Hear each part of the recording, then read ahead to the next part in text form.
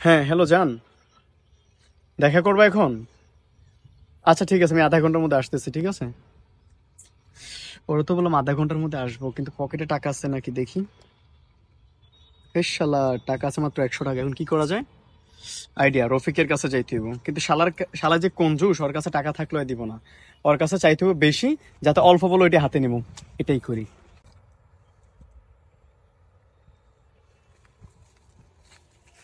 বন্ধু তুই এখানে? কি রে, কি অবস্থা তোর? আরে বেটা, অবস্থা পরে জিজ্ঞেস, ইমার্জেন্সি 5,000 টাকা একটু হালত দে তো বন্ধু, কালকে আরে দিয়ে দেবো।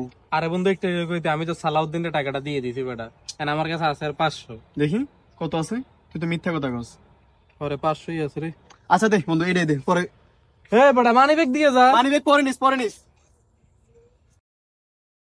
শালা এটা কি হইলো? আমার কাছে 500 টাকা আছে, ওরে শালারে না কইলে হইতো রে, আমার টাকাটা থাক। ভুল করে